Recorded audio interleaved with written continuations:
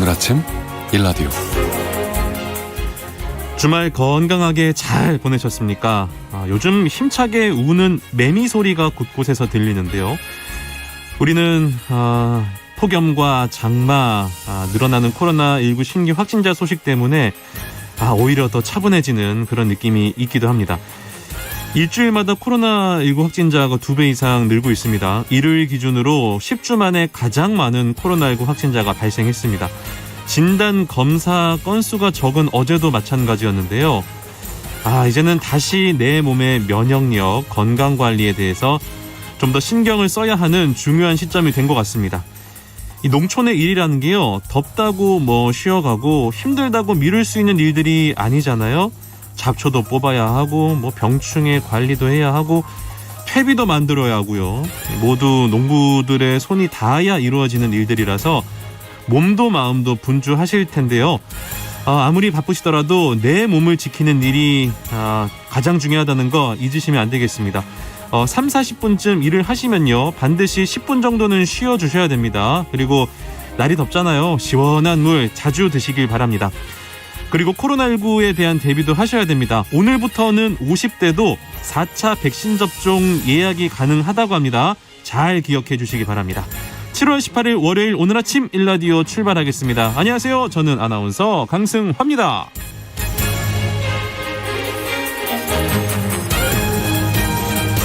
오늘 아침 일라디오 오늘도 생방송으로 함께하겠습니다. 유튜브에 KBS 일라디오 공식 채널 검색하고 들어오시면 채팅창에 참여하실 수 있습니다.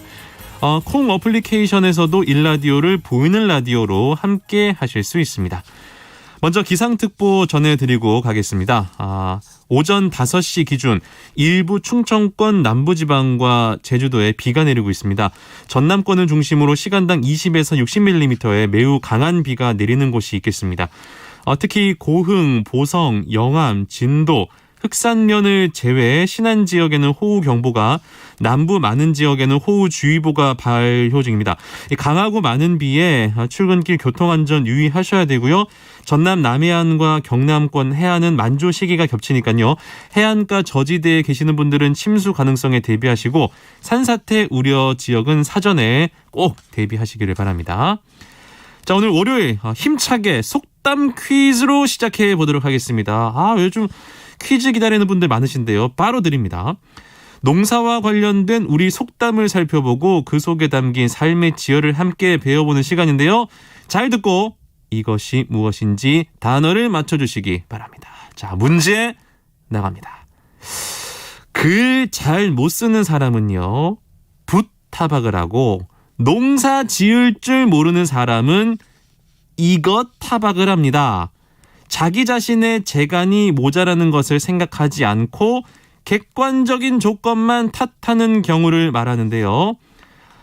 핑계가 많다는 의미가 되겠죠. 보기 드리겠습니다. 농사 지을 줄 모르는 사람은 이것을 타박합니다. 보기 1번 밭, 2번 밥. 문제 만만치 않지요. 정답 보내주신 분들 중에 추첨을 통해서 오늘 방송 중에 농촌진흥청에서 제공하는 웰빙 혼합 잡곡 세트, 모바일 커피 쿠폰 등 다양한 선물 드리도록 하겠습니다. 그리고 정답과 함께 여러분의 사연 기다리고 있는데요. 오늘 정답과 관련된 내용도 좋고요. 나만의 속담도 좋습니다. 또 이번 한 주 특별한 일이 있으시거나 오늘 아침 힘차게 출발할 수 있는 나만의 다짐이 있다면 함께 힘차게 보내주시기 바랍니다. 방송에 참여하실 분들 단문 50원, 장문 100원이 드는 유료 문자 샵 9730 이용하시기 바랍니다. 유익한 정보와 살아있는 이야기가 있습니다. KBS 오늘 아침 일라디오.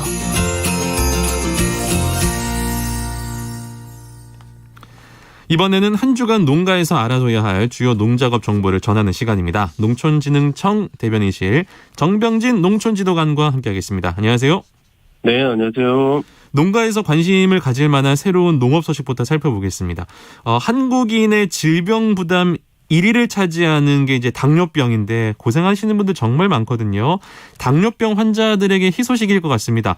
고춘잎에 혈당을 떨어뜨리는 성분이 많은 잎 전용 고추 품종을 개발했다. 이게 무슨 이야기입니까? 네, 당뇨병은 고령화 시대에 사회 경제적으로 부담을 가중시키고 있는데요.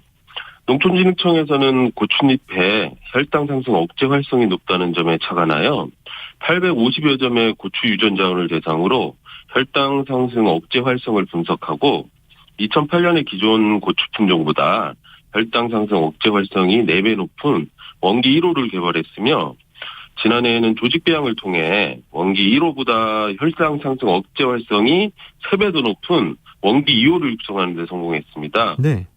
원기 2호의 잎은 일반 고추잎처럼 나물이나 장아찌, 전 등 다양하게 조리해 먹을 수 있고 열매도 일반 풋고추처럼 섭취할 수 있어 활용성 측면에서 많이 기대되고 있습니다. 네, 기대가 되는 품종입니다.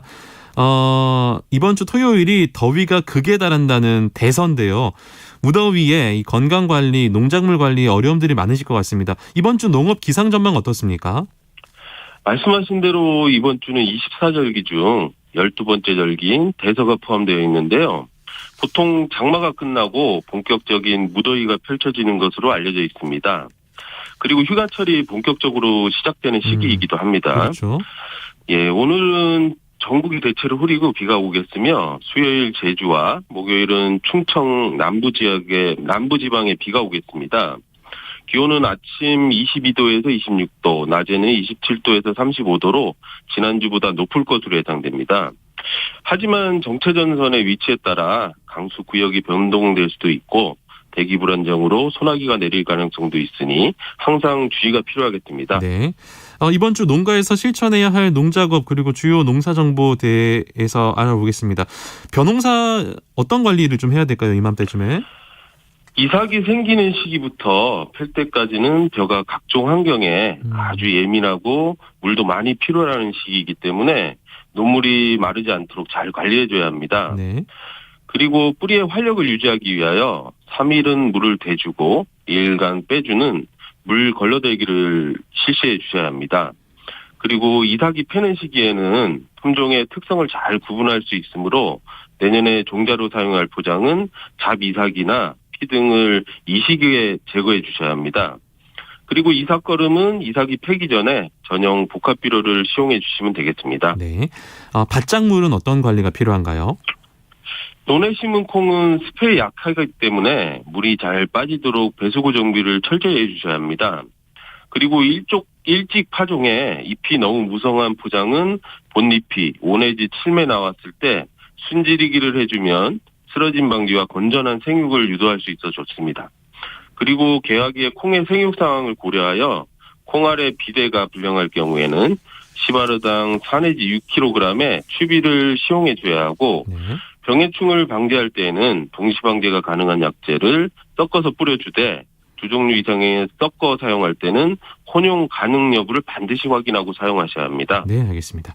채소 재배 농가는 어떤 관리가 필요하죠? 고랭지 지역의 배추무 재배 농가에서는 폭염에 대비하여 주의할 사항이 있는데요. 네. 생육 시기에 석회 결핍 증상이 나타나면 결구 초기에 염화칼슘 0.3%액을 5일 간격으로 3회 정도 잎에 살포해 주시고요.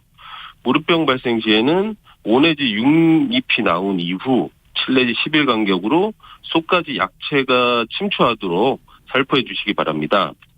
그리고 시설 채소 재배 농가에서는 고온 시기에 고온장애 예방을 위하여 시설하우스 차광망 설치, 환기팬 가동 등을 통해 내부 온도가 30도 이상 올라가지 않도록 해주셔야 합니다.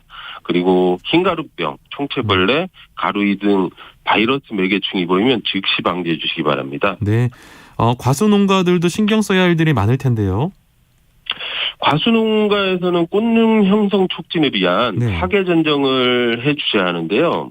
하계 전정은 동계 전정과 달리 영양 생장 억제를 통해 꽃능 형성을 촉진하는 역할을 합니다. 그래서 수간 내부에 햇빛 투과를 막는 강하게 웃자란 가지를 제거하여 일조량을 확보해 줘야 하는데요. 네. 하지만 과도한 가지 제거는 2차 영양 생장을 초래할 수 있으므로 웃자란 가지 제거에 초점을 맞춰서 실시하셔야 합니다. 꽃눈 형성 촉진 효과는 시기에 따라 차이가 있지만 7월 중순경이 가장 좋기 때문에 덥더라도 이 시기에 실시해 주시기 바랍니다. 예. 여름철 사료작물 관리는 뭐가 중요합니까? 옥수수 같은 하계 사료 작물은 고온에서는 잘 자라지만 네. 습해에 매우 약하기 때문에 집중호우 등에 대비하여 배수로 관리에 유의해 주셔야 합니다.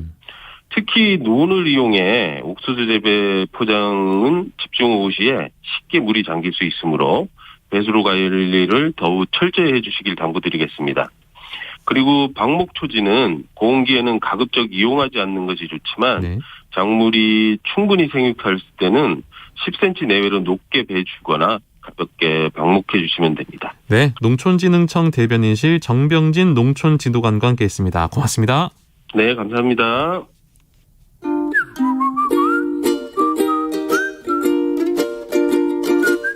오늘 아침 일라디오 강승화 아나운서의 진행으로 듣고 계십니다.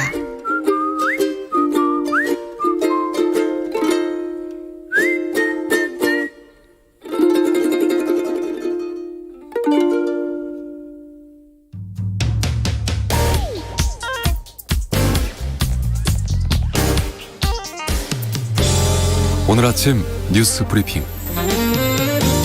뉴스 브리핑. 뉴스를 정말 깔끔하게 정리해 줍니다. 정상근 기자와 오늘도 함께합니다. 안녕하세요. 네, 안녕하십니까. 코로나19 확진자가 주말에 4만 명대를 또 기록했군요. 네, 지난 토요일 발표된 신규 확진자 수가 4만 1,310명, 그리고 어제는 4만 342명이었습니다. 네. 지난주 주말과 비교해보면 2배가 넘는 확진자가 나왔는데요. 위중증 환자 수는 71명, 또 사망자 수는 토요일에 16명, 일요일에 14명으로 이 급격한 변화는 없었습니다만, 이 확진자 수 증가와 함께 위중증 환자 그리고 사망자 수의 증가도 우려가 되고 있습니다. 오늘은 주말 검사 건수 감소 영향을 받는 날입니다만, 확진자 수는 이미 어제 9시 2만 5천 명을 넘겼습니다. 지난주 월요일 확진자가 12,000명대였으니까요. 역시 2배 이상의 증가세를 보일 것으로 예상이 되고 있습니다. 네. 정부는 기존의 방역 대책을 아직까지는 유지를 할 계획입니다만, 일단 4차 백신 접종 대상을 50대까지로 넓혔고, 이분들이 오늘부터 그 접종 예약을 할 수가 있습니다. 네. 이 50대라 하면 1963년생부터 1972년생까지이고요. 그리고 18살 이상의 기저질환자, 노숙인 시설 입소자도 4차 백신 접종 대상자가 됩니다. 전문가들은 중증과 사망 예방 효과를 들어서 이 기저질환이 하나라도 있는 50대라면 꼭 백신을 맞으라라고 조언을 하고 있습니다. 네. 오늘 사전 예약을 하면 다음 달 1일부터 접종이 시작이 되고요. 자녀 백신을 예약할 경우 오늘부터도 이 당일 접종이 가능합니다. 그렇군요. 정치권 소식도 살펴보겠습니다. 네, 일단 이 탈북 어민 북송 사건을 두고 현 정부와 이전 정부가 정면 충돌을 하는 분위기입니다. 네. 먼저 문재인 정부 정의용 전 청와대 국가안보실장이 처음으로 공식 입장을 밝혔는데요. 이 탈북 어민 북송 과정에서 이 북한으로부터 먼저 송환 요청을 받은 사실이 없다라고 했고요. 또 이 탈북 어민들은 사흘간 도주를 반복했고, 이 뒤늦게 귀순 의향서를 제출하는 등 이 통상적인 귀순으로 볼 수 없었다라고 설명했습니다. 아울러 이 특검 그리고 국정조사를 주장하는 여권을 향해서 새로운 사실 없이 현 정부가 기존의 판단을 번복한 과정도 함께 조사하라라고 맞섰습니다. 그러자 현 대통령실 최영범 홍보수석이 반박에 나섰는데요. 네. 이 탈북 어민을 희대의 엽기살인마로 규정한 것은 문재인 정부가 흉악범이라는 프레임을 씌운 것이다라고 했고요. 또 귀순 의사를 두고 진정성이 없다라고 하는 것은 궤변이다라고 반박했습니다. 또한 지난 정부 관련자들이 해야 할 일은 이 정치 공세가 아니라 조사에 협조하는 것이다라고 주장했습니다. 그리고 이 대통령실 인사를 두고도 논란이 이어지고 있습니다. 윤석열 대통령의 지인 자녀 2명이 이 대통령실에 근무 중인 사실이 확인됐었는데요. 이를 두고 권성동 국민의힘 원내대표가 자신이 이들을 채용시키라고 압박했다, 이렇게 얘기를 해서 논란이 더 커졌습니다. 네. 게다가 이 윤석열 대통령의 지인 중 한 명이 이 권성동 의원 지역구 선관위원이어서 더 논란이 됐는데요. 이 권성동 원내대표는 관행에 따른 채용일 뿐 사적 채용이 아니다라면서 이 문재인 정부 시절에도 청와대 직원 대부분이 별정직이었다라고 주장을 했습니다. 그러나 민주당은 윤석열 대통령이 검찰총장과 후보 시절부터 줄곧 강조한 이 공정과 상식이 부메랑이 돼서 돌아왔다면서 이 사적 채용은 내로남불의 전형이라고 지적했습니다. 그리고 이 민주당에서는 어제 이재명 의원이 차기 민주당 대표 선거 출마를 선언했습니다. 네. 이재명 의원은 자신이 당대표가 되면 2년 뒤 총선에서 반드시 이기겠다라고 강조했고요. 그 과정에서 공천 학살은 없을 것이다라고 밝히기도 했습니다. 네. 정부와 여당이 금리 부담을 덜어주기 위한 정책을 시행하기로 했습니까? 네, 국민의힘과 정부는 어제 삼청동 총리 공간에서 만나서 이 서민들의 금리 부담을 덜어주겠다며 이 4억 원 미만 주택에 적용된 대출 변동 금리를 고정금리로 전환하는 이 대책을 9월 중에 시행하기로 했다라고 밝혔습니다. 네. 국민의힘은 이와 관련해서 이 4% 정도의 고정금리를 정부에 제안한 상황이라고 설명을 했는데요. 다만 이 고정금리를 적용하는 주택 금액 기준이 좀 너무 낮은 것 아니냐 이런 지적이 나오자 정부에서 더 검토를 거쳐야 한다라고 밝혔습니다. 또한 당정은 이 금리 인상 여파를 고려해서 주거 취약계층 및 이 취약 차주 지원 방안도 검토하기로 했고요. 또 생애 최초 주택에 대한 금리 인하도 추진하기로 했습니다. 주말 사이에 인하대에서 발생한 사망 사건을 둘러싸고 논란이 이어지고 있다고요? 네, 정말 끔찍한 사건이 벌어졌는데요. 지난 15일 그 인천에 소재한 인하대학교 교내에서 20살 여성이 숨진 채 발견된 사건이 있었습니다. 네. 경찰의 조사 결과 범인은 동급생인 남성으로 이 남성은 피해자를 성폭행하고 추락사시킨 혐의를 받고 있습니다. 네. 경찰은 현장에서 가해자의 휴대전화를 발견하고 지난 토요일 이 가해자를 긴급 체포했고요. 가해자는 피해자가 숨지기 직전까지 함께 술을 마신 것으로 드러났고 또 경찰은 가해자가 피해자를 부축해서 건물 안으로 들어가는 모습이 담긴 이 CCTV 영상도 확보한 것으로 전해졌습니다. 가해자는 경찰에서 이 피해자가 자신과 함께 있다가 건물 밑으로 떨어진 사실은 인정했습니다만 고의로 밀지 않았다라고 주장을 했는데요. 일단 법원은 이 중강간 치상 혐의로 가해자를 구속을 했습니다만 경찰은 가해자가 고의로 이 피해자를 건물에서 떠민 정황이 확인되면 강간 살인으로 죄명을 바꿀 방침이라고 밝혔습니다. 민간 경비행기가 추락하는 사고가 발생했습니까? 네, 어제 오전 10시 20분쯤 있었던 일인데요. 예. 경기도 화성시 우정읍에서 이 민간 경비행기 한 대가 논으로 추락하는 사고가 났습니다. 이 사고로 경비행기를 몰던 50대 남성이 다리 골절 등 중상을 입고 인근 병원으로 이송이 됐습니다만 결국 숨지는 일이 있었습니다. 이 남성이 몰던 경비행기는 사고가 나기 얼마 전 인근 항공교육원에서 이륙한 뒤 같은 곳에 착륙하기 위해 되돌아가는 과정에서 추락한 것으로 전해졌습니다. 경찰은 조종 실수나 기체 결함 등 모든 가능성을 열어두고 국토교통부와 사고 원인을 조사할 계획이라고 밝혔습니다. 네. 또 이런 안타까운 뉴스를 또 전달해 드려야 되네요. 피서철이 오면서 동물을 유기하는 유기동물이 급증해서 우려가 되고 있다고요? 네, 많은 분들이 반려동물을 가족처럼 키우고 있지만 이 일부 무책임하게 버리는 사람들도 있습니다. 그러니까요. 네, 특히 이제 피서철 관광지에 버려지는 반려동물이 늘어나고 있어서 우려가 되고 있는데요. 다른 지역으로 피서를 떠났다가 이 계곡이며 펜션에 덩그러니 남겨놓고 오는 방식입니다. 일례로 이 강원도 평창에서만 최근 열흘 사이 버려진 동물이 지난 한 달 동안 버려진 동물보다 4배나 많았다고 하는데요. 네. 이렇게 주인 있는 동물을 보호하는 기간은 열흘밖에 안 되고요. 이 안에 이 주인도 입양처도 찾지 못하면 이 멀쩡한 생명이 목숨을 잃어야 합니다. 네. 인기종도 이 새끼도 아니라면 이 찾는 사람이 더 없는데요. 이 동물을 버리면 관련법에 따라 소유자가 300만 원 이하의 벌금에 처해지지만 이 목격자가 증거까지 챙겨서 신고해야 돼서 이 처벌도 쉽지 않은 실정입니다. 이 농림축산식품부가 최근 유기동물 입양비 지원 등 이 동물복지 예산을 확대하겠다라고 밝힌 가운데 지난 한 해 동안 이 안락사된 유실 유기동물이 무려 18,000여 마리로 집계가 됐습니다. 폭염 뒤에 장마가 이어지면서 농작물 피해가 속출하고 있다고요? 네, 이 최근 강원도 영동 지역의 경우 수확기를 맞은 여름 작물들의 피해가 속출하고 있다라고 합니다. 35도를 웃도는 무더위가 이어지더니 내내 비만 쏟아지는 극과 극을 달리는 날씨 때문이라고 하는데요. 이 양양군 서면의 한 농가에서는 이 복숭아 탄저병 때문에 이 생산된 복숭아의 70%가량이 피해를 입었다 이런 보도도 나왔고요. 네. 또 강원도 고성군의 한 대파 농가는 이 폭우로 대파가 누워버리면서 전체 물량의 3분의 1이 피해를 입었고 또 감자 농가도 감자가 물이 찬 채로 썩어서 큰 피해를 입었다 이런 뉴스도 있었습니다. 이 35도를 넘나드는 고온에 이어서 지금 강원도에 일주일 넘게 장맛비가 이어지면서 이 수확철을 맞은 작물 피해가 커지고 있어 우려가 이어지고 있습니다.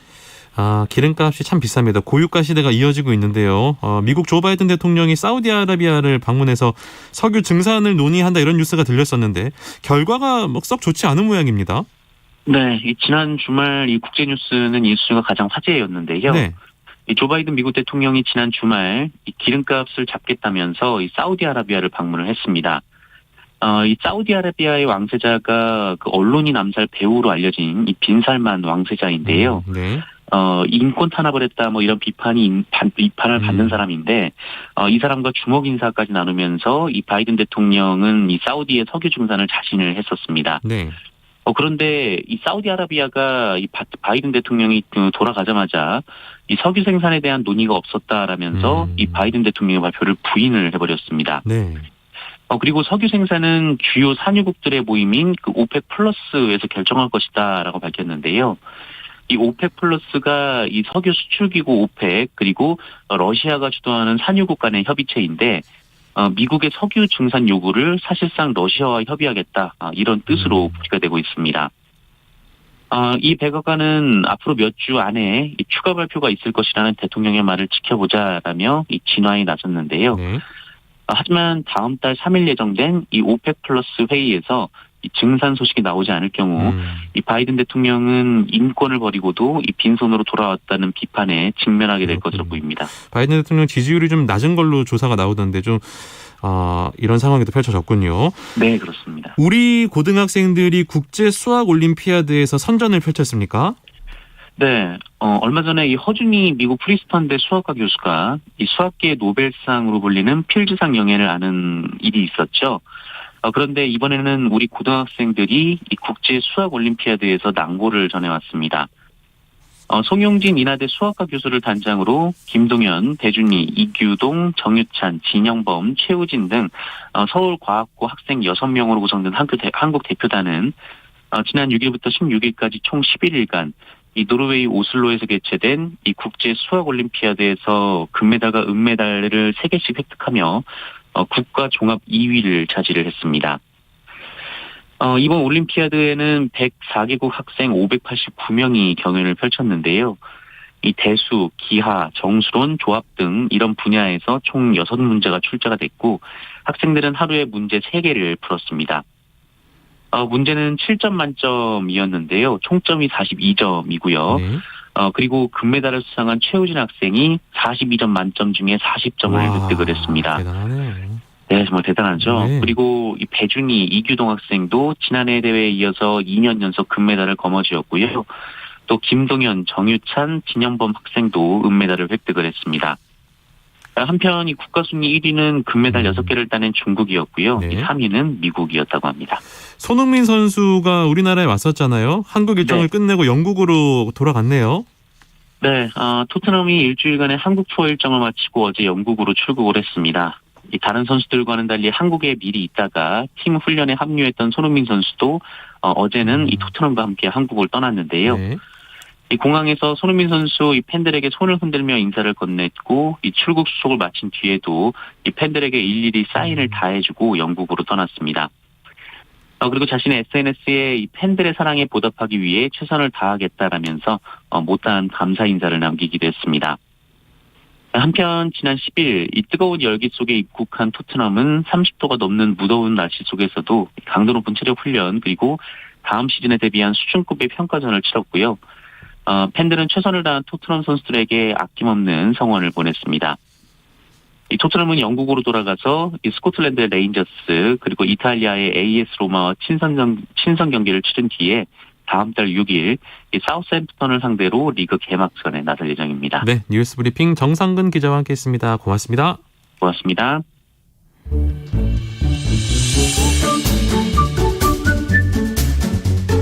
아침을 여는 기분 좋은 습관. KBS 오늘 아침 1라디오.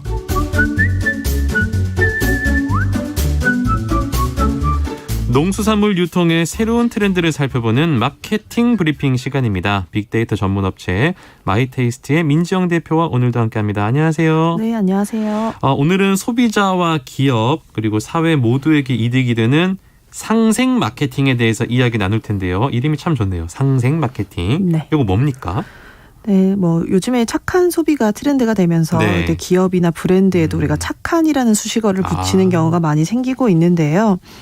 이 착한 브랜드의 네. 특징은 뭐 사회공헌 활동을 통해서 이익을 환원하기도 하고 네. 또 환경을 생각하는 기업들에게도 이제 착한이라는 수식어를 붙이기도 하고요. 네. 또 지역이나 소규모 업체, 소상공인들과 상생하기 위한 마케팅을 하는 것도 착한 활동에 포함이 된다고 합니다. 이렇게 대기업이 지역 사회나 규모가 작은 기업에 뭐 금전적인 도움뿐만 아니라 뭐 기부, 협업을 통한 상생 마케팅 등등 이렇게 좀 이 마케팅에 관련된 모든 사람들이 윈윈하도록 하는 것. 네, 이런 특징을 가지고 있고요.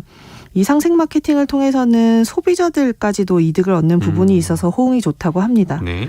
특히 우리 농수산물이나 또 지역 사회를 위한 상생 마케팅이 활발하다고 해서 네, 오늘 다양한 사례와 함께 소개를 좀 해드리려고 합니다. 그러면은 상생 마케팅의 대표적인 사례를 한번 저희가 들어볼까요? 네.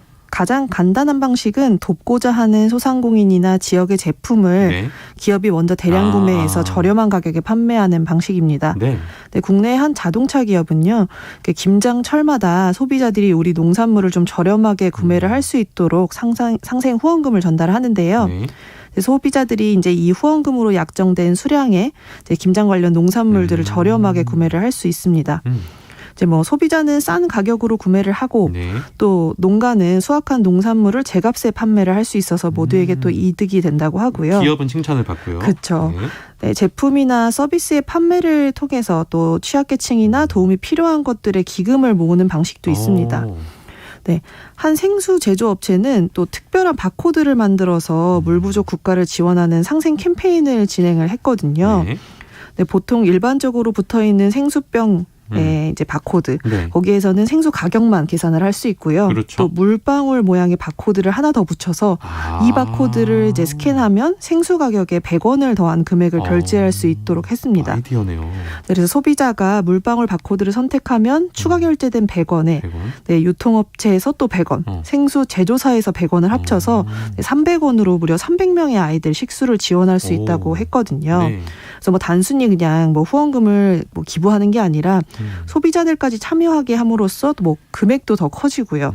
또 소비자에게는 나도 좀 어려운 일들을 돕고 있다. 네, 라는 뿌듯함까지 느끼게 했습니다. 100원으로 이런 뿌듯함을 느끼게 해요. 좋은 것 같습니다.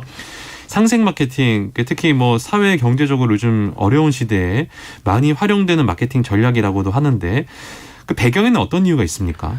네, 이제 뭐 코로나가 계속되면서 네. 이제 기업이나 국가의 전반적인 활동에 이제 이 팬데믹의 영향이 매우 커졌잖아요. 그렇죠.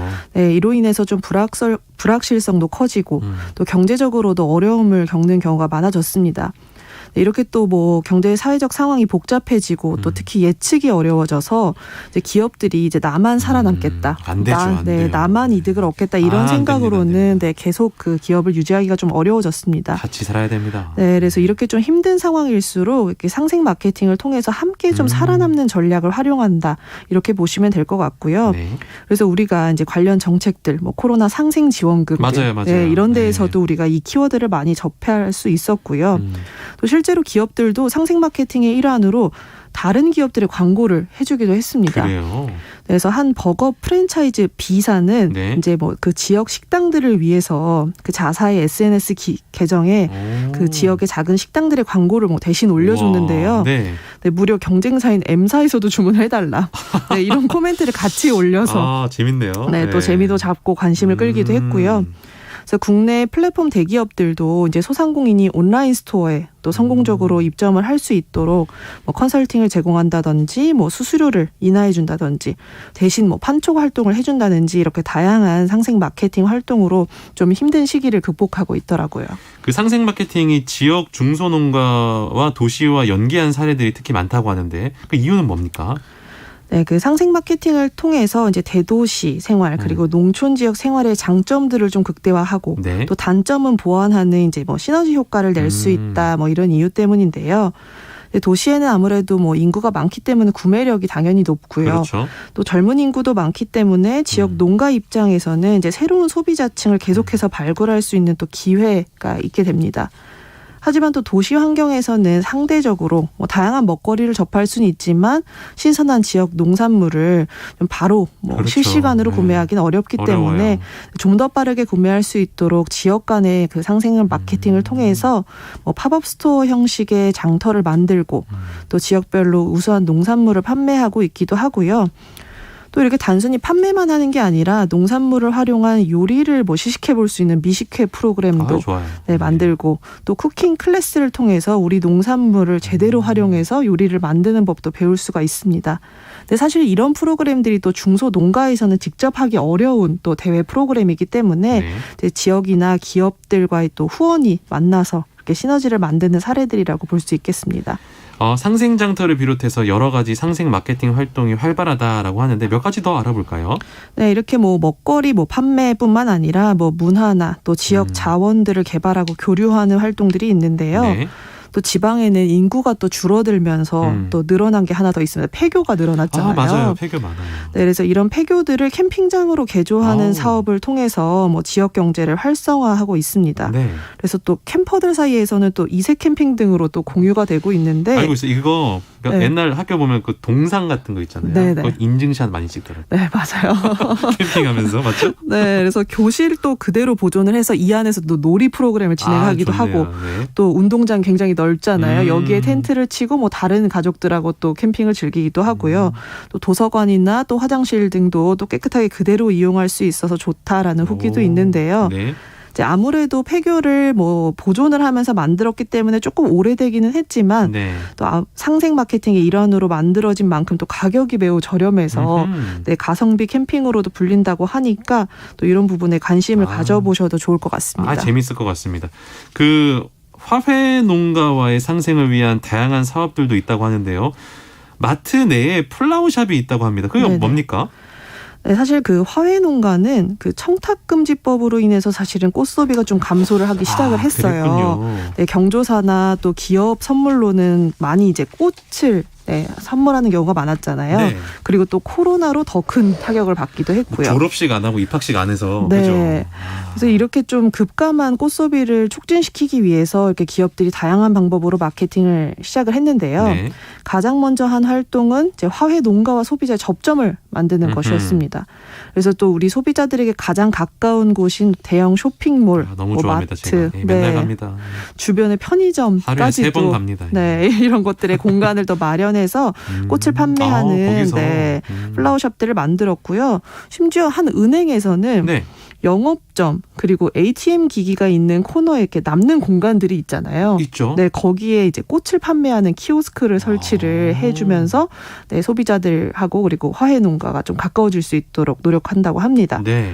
네, 그리고 우리가 또 꽃을 이제 생활화하기 위해서 또 어릴 때부터 네, 꽃을 접할 수 있게 유치원에서는 분갈이 체험을 하기도 하고요. 네. 초등학교에는 다양한 꽃으로 구성한 정원을 또 만들어주기도 합니다. 또 특히 이렇게 청탁금지법 개정 이후에 가장 소비가 급감한 품종이 호접란이라고 하더라고요. 호접 난 종류죠. 네네, 비싼 건가 봐요. 맞아요. 난 품종들이 아무래도 기업 선물로 많이 활용이 되다 보니까 소비가 많이 그 감소를 했는데 네. 일반 소비자들도 쉽게 접할 수 있도록 또 할인 이벤트를 열기도 하고요. 네. 또 우리가 호접란을 잘 관리하는 방법과 같은 교육까지 또 제공을 하면서 화훼 농가와의 상생을 위해서 노력하는 모습도 볼 수 있었습니다. 그렇군요. 오늘 상생 마케팅에 대해서 다양한 이야기 나눠봤는데요. 포스트 코로나 시대에 더 관심이 높아질 것 같다라는 생각이 듭니다. 상생 마케팅 전략 앞으로 어떻게 확장이 될 수 있을까요? 네, 최근에 이제 뭐 코로나를 뭐 지나고 있으면서 또 기록적인 물가 상승으로 인해서 우리 장바구니 물가도 계속 좀 높아지고 있는데요. 네. 뭐 이로 인해서 또 가게에서 뭐 타격을 또 입고 수요도 감소하고 있지만 또 농산물 시장 같은 경우에는 또 공급이 또 불안정하기도 하고요. 그렇죠. 또 코로나로 인해서 뭐 단체 급식 등과 같은 좀 수요가 감소를 하면서 오히려 또 가격 방어가 좀 잘 안 되고 있다라는 이야기도 있습니다. 그래서 농가 소득의 또 안정을 위해서라도 또 기업이나 또 지자체 모두가 좀 협업한 상생 마케팅이 확대되어야 한다. 또 확대될 것이다라는 생각이 들고요. 네. 또 6월에도 이렇게 여름 과일인 매실의 소비 촉진을 위해서 또 식품 제조업체와 또 매실청 담그기 캠페인 등도 하고 있습니다. 네. 또 인테리어 업체와 여행사의 협업을 통해서 특별한 패키지 개발도 하고 있는데요. 뭡니까 이거는? 이제 코로나로 인해서 어려워진 여행업계를 돕는 마케팅 활동입니다. 네. 또 이사보다는 조금 리모델링 수요가 높아지. 그렇죠. 지금 예. 그 리모델링 공사 기간 동안 머물 곳이 없는 소비자들에게 숙박 시설이나 여행 상품을 제공하는 와. 것을 여행사와 공동 개발을 했다고 하더라고요. 제가요 저희 집이요 부엌이 좀 낡아서 네. 이거 고치려고 해도 갈 데가 없어서 지금 못 고치. 이런 게 있었어요? 네, 그래서 대단합니다, 이 두 이거. 업체의 상생 마케팅 또 이런 프로그램을 통해서 뭐 좀 좋은데요? 극복하는 사례들을 볼 수 있었는데 그렇군요. 이렇게 좀 다양한 기업들 또 뭐 지역 농가들을 살릴 수 있도록 또 좋은 가격에 뭐 상품들을 판매할 수도 있고요. 네. 또 농가 같은 경우에는 뭐 어린이나 청소년 가족의 뭐 체험 프로그램들을 개발하면서 또 지역 경제를 살릴 수 있는 마케팅 활동으로도 이렇게 상생 마케팅이 확장될 수 있지 않을까라는 생각을 해봤습니다. 네, 결국 함께 사는 세상입니다. 서로 돕는 게 가장 중요한 게 아닌가라는 그런 생각이 드는군요. 마이테이스트의 민지영 대표와 함께했습니다. 고맙습니다. 네, 감사합니다. 자, 오늘의 퀴즈 정답 소개해 드리도록 하겠습니다. 자, 아까 문제에서 글 잘 못 쓰는 사람은 붓 타박을 하고 농사 지을 줄 모르는 사람은 이것 타박을 한다라고 문제를 드렸는데 정답은 바로 1번 밭이었습니다. 자기 자신의 재간이 모자라는 것을 생각하지 않고 객관적인 조건만 탓하는 경우를 말하는데요. 핑계가 많다라는 의미죠. 자, 9193번님 1번 밭. 지각할 때마다 안 울린 알람 탓. 내비 탓하는 우리 부장님. 비겁한 변명이십니다. 그렇군요. 2277번님. 어설픈 목수는 연장을 탓하고 농사 지을 줄 모르는 농부는 밭을 탓한다. 정답! 밭입니다. 금주의 다짐. 소나기는 처마 밑에서 피해가고 무더위는 나뭇그늘 밑에서 피해가자. 오늘 아침 1라디오 최고 아자아자. 감사합니다. 0087번님 1번 밭입니다. 귀촌 7년차 촌부의 안악입니다. 해마다 봄이 되면 심기일전에 도전합니다. 봄에는 부직갱이를 꽂아도 싸게 튼다는 속담. 작물은 농부의 발걸음을 듣고 자란다는 말. 제가 좋아하는 너무 사랑스러운 우리네 이야기입니다. 5553번님 1번 밭. 게으른 선비 설날에 다락에 올라가서 글을 읽는다. 평소 게으른 사람이 분주할 때 부지런한 채 한다는 의미죠. 여러분 우리 이러지 맙시다. 예, 저한테 하시는 말씀 같은데요. 1619번님 밭이 좋아야 하고 밭을 일구는 나도 부지런해야죠. 늦게 일어나면 엄마 탓하는 우리 딸. 스스로 일찍 좀 일어나렴. 네, 엄마 탓하면 안 됩니다. 9271번님 농사 지을 줄 모르는 사람은 밭 탓을 한다. 정답 1번 밭입니다. 창원은 지금 비가 많이 내립니다. 어제 상추, 부추, 오이, 가지, 호박, 케일, 토마토 등 여러 가지 수확해 봤는데요. 오늘 또 비 오니 다음번에도 주렁주렁 많이 열리길 기대합니다.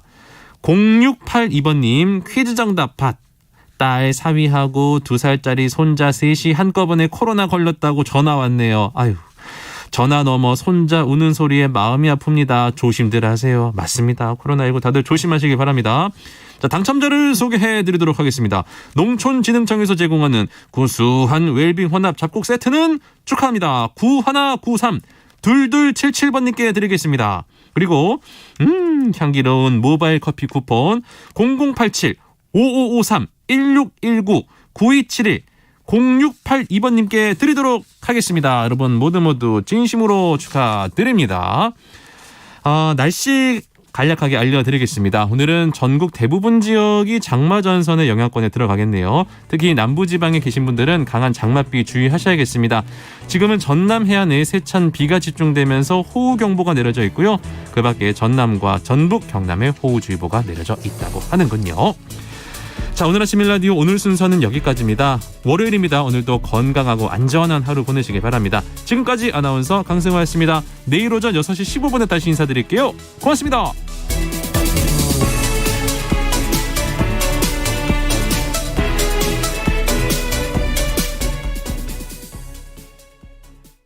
여보, 농업 공익직불금 이행점검이 7월 1일부터 9월 30일까지 진행된대요. 걱정 마. 준비 다 했어요. 농지 영상이 유지되지 않은 폐경 농